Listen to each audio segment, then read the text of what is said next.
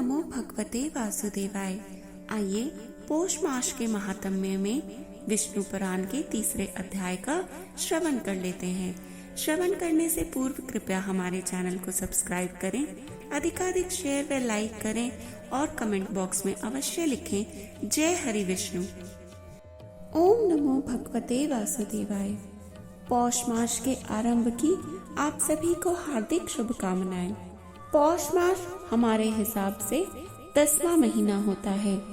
हिंदू धर्म में पौष महीने का बेहद महत्व होता है और वैदिक पंचांग के अनुसार इस साल पौष महीने की शुरुआत 16 दिसंबर से हो रही है। यह सनातन विक्रम संवत के अनुसार साल का 10वां महीना होता है। भारतीय महीनों के नाम नक्षत्रों पर रखे होते हैं। जिस महीने की पूर्णिमा को चंद्रमा जिस नक्षत्र में होते हैं उसी महीने का नाम उसी नक्षत्र पर रखा जाता है। जिस प्रकार पौष महीने की पूर्णिमा को चंद्रमा पुष्य नक्षत्र में होते हैं, इसीलिए इसे पौष का महीना कहा जाता है। पौष महीने में सूर्य देव व विष्णु भगवान की पूजा का खास महत्व है। उनकी उपासना से ऐश्वर्य, धर्म, यश, ज्ञान और वैराग्य मिलता है।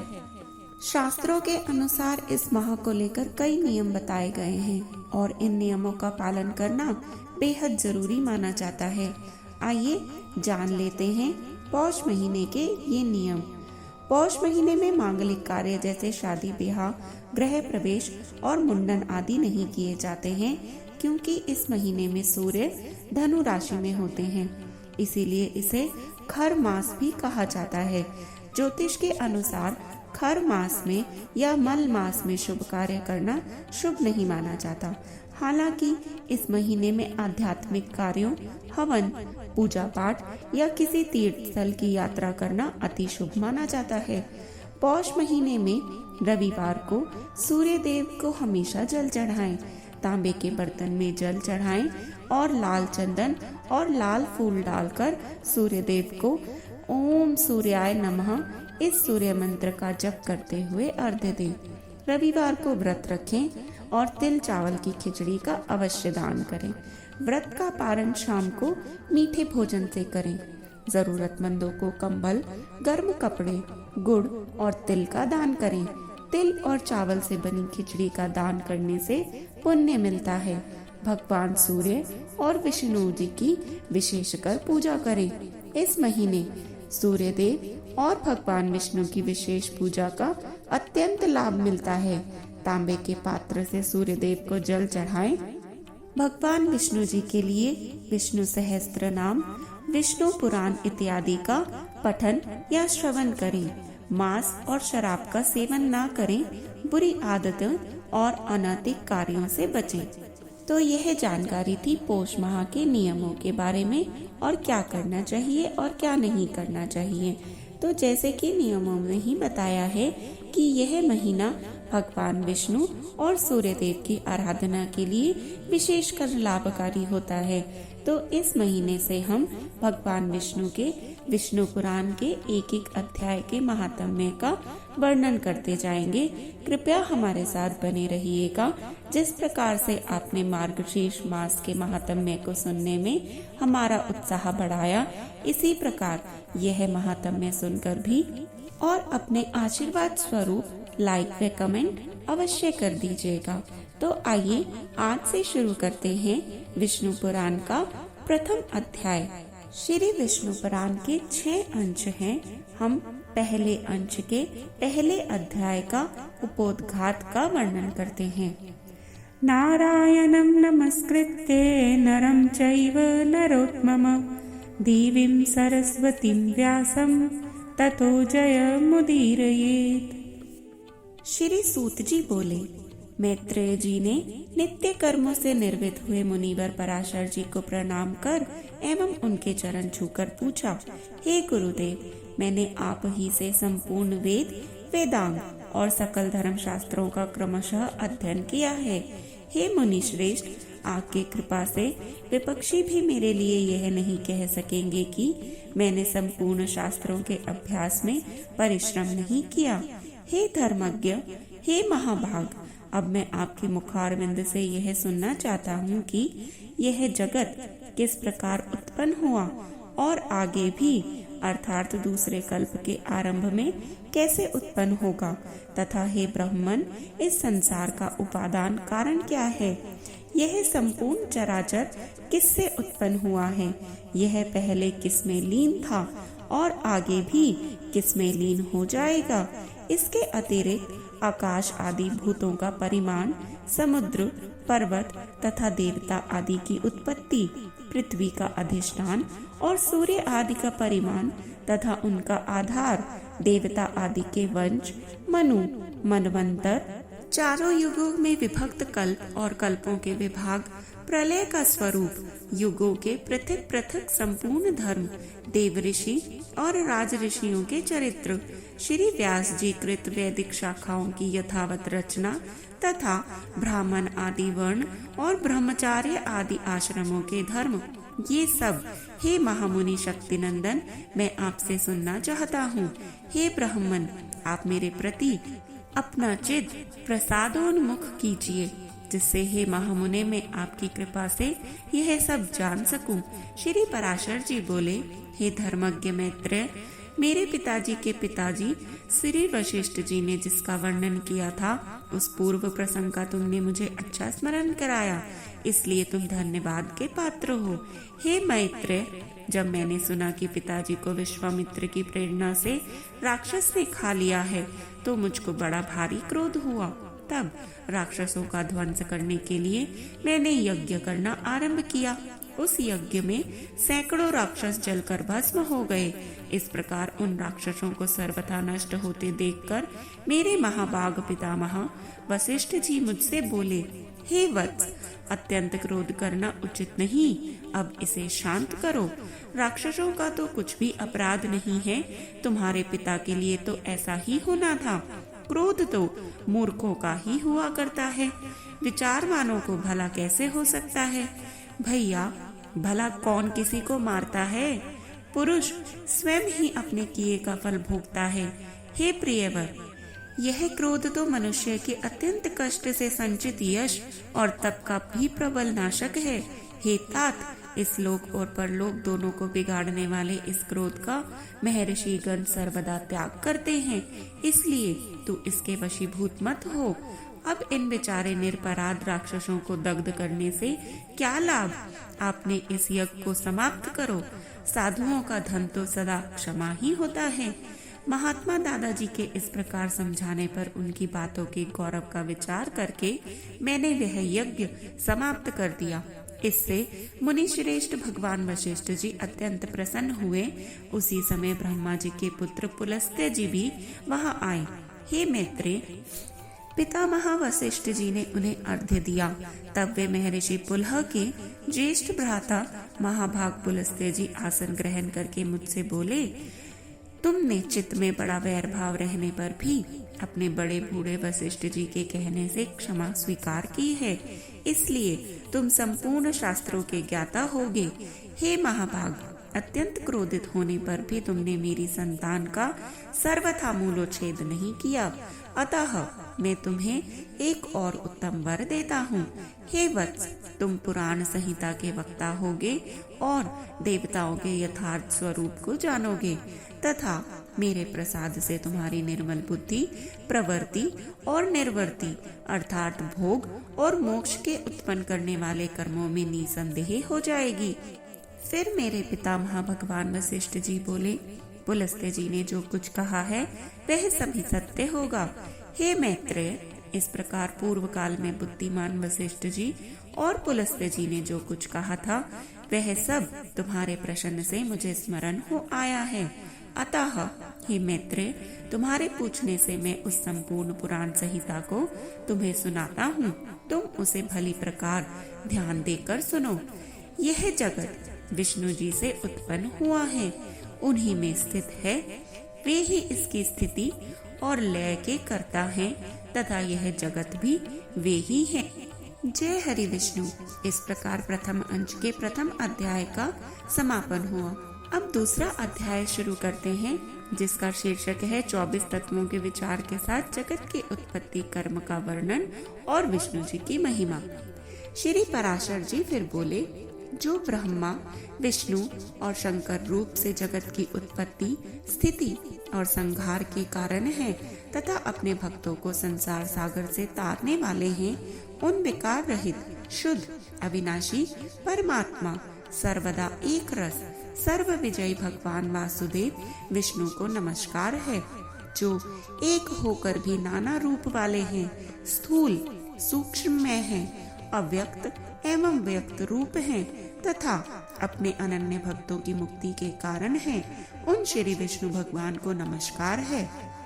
जो विश्व रूप प्रभु विश्व की उत्पत्ति स्थिति और संहार के मूल कारण हैं, उन परमात्मा विष्णु भगवान को नमस्कार है।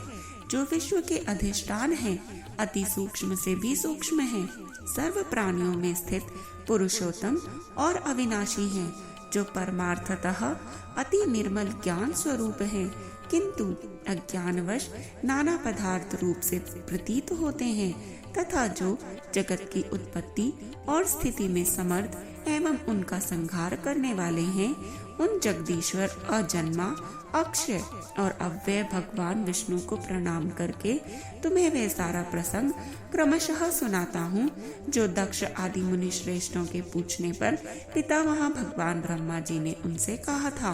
वह प्रसंग दक्ष आदि मुनियों ने नर्मदा तट पर राजा पुरुकुत्स को सुनाया था तथा राजा पुरुकुत्स ने सारस्वत से और सारस्वत ने मुझसे कहा था, जो पर अर्थात प्रकृति से भी परे है, परम श्रेष्ठ अंतरात्मा में स्थित परमात्मा रूप वर्ण नाम और विशेषण आदि से रहित है, जिसमें जन्म वृद्धि परिणाम क्षय और नाश इन 6 विकारों का सर्वथा अभाव है, जिसको सर्वदा केवल है इतना ही कह सकते हैं, तथा जिनके लिए यह प्रसिद्ध है कि वे सर्वत्र हैं और उनमें समस्त विश्व बसा हुआ है। इसलिए ही विद्वान जिसको वासुदेव कहते हैं, वही नित्य अजन्मा अक्षय अव्यय एक रस और हे गुणों के अभाव के कारण निर्मल पर ब्रह्म है। वही इन सब व्यक्त और अव्यक्त जगत के रूप से तथा इसके साक्षी पुरुष और महाकारण काल के रूप से स्थित है। हे द्विज, पर ब्रह्म का प्रथम रूप पुरुष है, अव्यक्त और व्यक्त उसके अन्य रूप हैं, तथा सबको क्षोभित करने वाला होने से काल उसका परम रूप है। इस प्रकार जो प्रधान पुरुष व्यक्त और काल इन चारों से परे है तथा जिसे पंडित जन ही देख पाते हैं, वही भगवान विष्णु का परम पद है।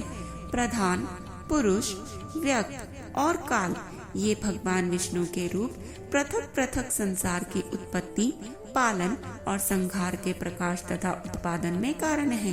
भगवान विष्णु जो अव्यक्त व्यक्त पुरुष और काल रूप से स्थित होते हैं, इसे उनकी बालवत क्रीड़ा ही समझो।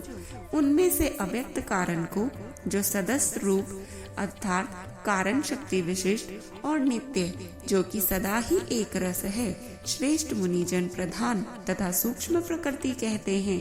वह क्षय रहित है, उसका कोई अन्य आधार भी नहीं है तथा अप्रेम्य अजर निश्चल शब्द स्पर्श आदि शून्य और रूप आदि रहित है।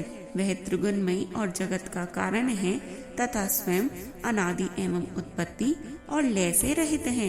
यह संपूर्ण प्रपंच प्रलय काल से लेकर सृष्टि से आदि तक उन्हीं से व्याप्त था। हे विद्वान, श्रुति के मर्म को जानने वाला श्रुति परायण ब्रह्मवेता महात्मागण इसी अर्थ को लक्ष्य करके प्रधान के प्रतिपादक इस श्लोक को कहा करते हैं। उस समय में न दिन था, न रात्रि थी, न आकाश था, न पृथ्वी थी, न अंधकार था, न प्रकाश और न ही उसके अतिरिक्त कुछ भी और था। बस श्रोत्रादि इंद्रियों और बुद्धि आदि का अविषय एक प्रधान ब्रह्म और पुरुष ही था। हे ब्राह्मण, विष्णु के परम उपाधि रहित स्वरूप से प्रधान और पुरुष ये 2 रूप बने। उसी विष्णु के जिस अन्य रूप के द्वारा वे दोनों संयुक्त और वियुक्त होते हैं, उस रूपांतर का ही नाम काल है। बीते हुए प्रलय काल में यह व्यक्त प्रपंच प्रकृति में लीन था, इसलिए प्रपंच के इस प्रलय को प्राकृत प्रलय कहते हैं। हे द्विज, काल रूप भगवान अनादि है, इनका अंत नहीं है, इसलिए संसार की उत्पत्ति, स्थिति और प्रलय भी कभी नहीं रुकते।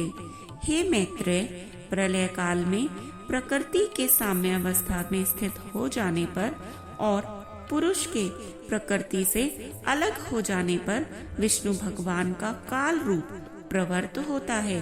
तदंतर उन पर ब्रह्म परमात्मा विश्व रूप सर्वव्यापी सर्वभूतेश्वर सर्वात्मा परमेश्वर ने अपनी इच्छा से विकारी प्रकृति और अविकारी पुरुष में प्रविष्ट होकर उनको क्षोभित किया।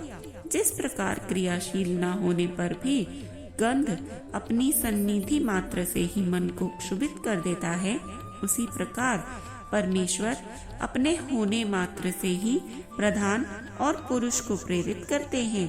हे ब्राह्मण, वह पुरुषोत्तम ही इनको क्षोभित करने वाले हैं और वे ही क्षुब्ध होते हैं तथा संकोच और विकास युक्त प्रधान रूप से भी वे ही स्थित हैं। ब्रह्मादि समस्त ईश्वरों के ईश्वर वे विष्णु ही समिष्ट विशिष्ट रूप ब्रह्मादि जीव रूप तथा महतत्व रूप से स्थित हैं। हे द्विज श्रेष्ठ, सर्ग काल के प्राप्त होने पर गुणों की साम्यावस्था रूप प्रधान जब विष्णु के क्षेत्रज्ञ रूप से अधिष्ठित हुआ तो उससे महतत्व की उत्पत्ति हुई। उत्पन्न हुए महान को प्रधान तत्व ने आवृत किया। महतत्व सात्विक, राजस और तामस इस भेद से 3 प्रकार का है, किंतु जिस प्रकार बीज छिलके के संभाव से ढका रहता है, वैसे ही त्रिविध महतत्व प्रधान तत्व से सब और व्याप्त है। फिर त्रिविध महतत्व से ही वैकारिक, सात्विक, राजस और तामस भूतादि 3 प्रकार का अहंकार उत्पन्न हुआ है। हे महामुनि, वह त्रिगुणात्मक होने से भूत और इंद्रिय आदि का कारण है और प्रकृति से जैसे महतत्व व्याप्त है, वैसे ही महतत्व से अहंकार व्याप्त है। भूतादि नामक तामस अहंकार ने विकृत होकर शब्द तन्मात्रा और उससे शब्द गुण वाले आकाश की रचना की। उस भूतादि तामस अहंकार ने शब्द तन्मात्रा रूप आकाश को व्याप्त किया। फिर आकाश ने विकृत होकर स्पर्श तन्मात्रा को रचा। उस स्पर्श तन्मात्रा से बलवान वायु बना, उसका गुण स्पर्श माना गया है। शब्द तन्मात्रा रूप आकाश ने स्पर्श तन्मात्रा वाले वायु को आवृत किया है। फिर वायु ने विकृत होकर रूप तन्मात्रा की सृष्टि की। रूप तन्मात्रा युक्त वायु से तेज उत्पन्न हुआ, उसका गुण रूप कहा जाता है। स्पर्श तन्मात्रा वायु ने रूप तन्मात्रा वाले तेज को आवृत किया। फिर तेज ने भी विकृत होकर रस तन्मात्रा की रचना की। उस रस तन्मात्रा रस से गुण वाला जल हुआ। रस तन्मात्रा वाले जल को रूप तन्मात्रा में तेज ने आवृत किया।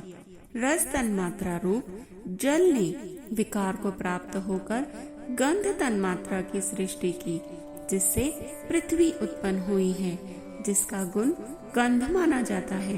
उन आकाश आदि भूतों में तन्मात्रा है, अर्थात केवल उनके गुण शब्दादि ही हैं, इसलिए वे तन्मात्रा अर्थात गुण रूप कहे गए हैं। तन्मात्राओं में विशेष भाव नहीं है, इसलिए उनकी अविशेष संज्ञा है। वे अविशेष तन्मात्राएं शांत, घोर अथवा मूढ़ नहीं है, अर्थात उनका सुख, दुख या मोह रूप से अनुभव नहीं हो सकता। इस प्रकार तामस अहंकार से यह भूत तन्मात्रा रूप सर्ग हुआ है। 10 इंद्रियां तेजस अर्थात राजस अहंकार से और उनके अधिष्ठाता देवता वैकारिक अर्थात सात्विक अहंकार से उत्पन्न हुए कहे जाते हैं। इस प्रकार इंद्रियों के अधिष्ठाता 10 देवता और 11वां मन वैकारिक है अर्थात सात्विक है। हे द्विज, त्वचा, चक्षु, नासिका, जिह्वा और श्रोत्र, ये पांचों बुद्धि की सहायता से शब्द आदि विषयों को ग्रहण करने वाली 5 ज्ञानेंद्रियां हैं। हे मैत्रेय, पायु, उपस्थ, हस्त, पाद और वाक अर्थात गूदा, लिंग, हाथ, पैर और बोलने की शक्ति, ये 5 कर्मेंद्रियां हैं। इनके कर्म अर्थात कि मलमूत्र का त्याग, शिल्प जो कि हाथ से होता है, गति जो कि पैरों से बनती है और वचन जो कि जिह्वा से बोली जाती है। आकाश, वायु, तेज, तेज अर्थात अग्नि, जल और पृथ्वी, ये पांचों भूत क्रमशः शब्द, स्पर्श आदि 5 गुणों से युक्त हैं। ये पांचों भूत शांत, घोर और मूढ़ हैं अर्थात सुख, दुख और मोह युक्त हैं, अतः ये विशेष कहलाते हैं। इन भूतों में पृथक पृथक नाना शक्तियां हैं, अतः वे परस्पर पूर्णतया मिले बिना संसार की रचना नहीं कर सकते। इसलिए एक दूसरे के आश्रय रहने वाले और एक ही संघात की उत्पत्ति के लक्ष्य वाले महतत्व से लेकर विशेष पर्यंत प्रकृति के इन सभी विकारों ने पुरुष से अधिष्ठित होने के कारण परस्पर मिलकर सर्वथा एक होकर प्रधान तत्व के अनुग्रह से अंड की उत्पत्ति की। हे महाबुधे, जल के बुलबुले के समान क्रमशः भूतों से बड़ा हुआ वह गोलाकार और जल पर स्थित महान अंड ब्रह्म रूप विष्णु का अति उत्तम प्राकृतिक आधार हुआ। उसमें वे अव्यक्त स्वरूप जगतपति विष्णु व्यक्त हिरण्य गर्भ रूप से स्वयं ही विराजमान हुए। उन महात्मा हिरण्य गर्भ का सुमेरु उल्ब अर्थात गर्भ को ढकने वाली झिल्ली, अन्य पर्वत, जरायु तथा समुद्र गर्भाशय रस था। हे विप्र, उस अंड में ही पर्वत और द्वीप आदि के सहित समुद्र, ग्रह गण के सहित संपूर्ण लोक तथा देव, असुर और मनुष्य आदि विविध प्राणी वर्ग प्रकट हुए। वह अंड पूर्व की अपेक्षा 10-10 गुण अधिक जल, अग्नि, वायु, आकाश और भूतादि अर्थात तामस अहंकार से आवृत तथा भूतादि महत्व से घिरा हुआ है, और इन सब के सहित वह महतत्व भी अव्यक्त प्रधान से आवृत है। इस प्रकार जैसे नारियल के फल का भीतरी बीज बाहर से कितने ही छिलकों से ढका रहता है, वैसे ही यह अंड इन 7 प्राकृतिक आवरणों से घिरा हुआ है। उसमें स्थित हुए स्वयं विश्वेश्वर भगवान विष्णु ब्रह्मा होकर रजोगुण का आश्रय लेकर इस संसार की रचना में प्रवृत्त होते हैं तथा रचना हो जाने पर सत्वगुण विशिष्ट अतुल पराक्रमी भगवान विष्णु उसका कल्पांत पर्यंत युग युग में पालन करते हैं। हे मैत्रेय, फिर कल्प का अंत हो जाने पर अति दारुण तमह प्रधान रुद्र रूप धारण करके वे जनार्दन विष्णु ही समस्त भूतों का भक्षण कर लेते हैं। इस प्रकार समस्त भूतों का भक्षण करके संसार को जल में करके वे परमेश्वर शेष शैया पर शयन करते हैं। जगने पर ब्रह्मा रूप होकर वे फिर से जगत की रचना करते हैं। वह एक ही भगवान जनार्दन जगत की सृष्टि, स्थिति और संहार के लिए ब्रह्मा, विष्णु और शिव इन 3 संज्ञाओं को धारण करते हैं। वे प्रभु विष्णु सृष्टा होकर अपनी ही सृष्टि रचते हैं, पालक विष्णु होकर पाल्य रूप अपना ही पालन करते हैं और अंत में स्वयं ही संहारक अर्थात शिव तथा स्वयं ही उपसंहृत होते हैं। पृथ्वी, जल, तेज, वायु और आकाश तथा समस्त इंद्रियां और अंतःकरण आदि जितना जगत है सब पुरुष रूप है, और क्योंकि वह अव्यय विष्णु ही विश्व रूप और सब भूतों के अंतरात्मा है, इसलिए ब्रह्मादि प्राणियों में स्थित सर्गादिक भी उन्हीं के उपकारक हैं। अर्थात जिस प्रकार ऋतविजों द्वारा किया हुआ हवन यजमान का उपकारक होता है, उसी तरह परमात्मा के रचे हुए समस्त प्राणियों द्वारा होने वाली सृष्टि भी उन्हीं की उपकारक है। वे स्वर स्वरूप, श्रेष्ठ, वरदायक और वरेण्य अर्थात प्रार्थना के योग्य हैं। भगवान विष्णु ही ब्रह्मा आदि अवस्थाओं द्वारा रचने वाले हैं। वे ही रचे जाते हैं, वे ही पालते हैं, वे ही पालित होते हैं तथा वे ही संहार करते हैं और स्वयं ही संहृत होते हैं। जय श्री विष्णु। आगे के तीसरे अध्याय को पढ़ने के लिए कृपया हमारे साथ जुड़े रहें और जपते रहें हर हर महादेव।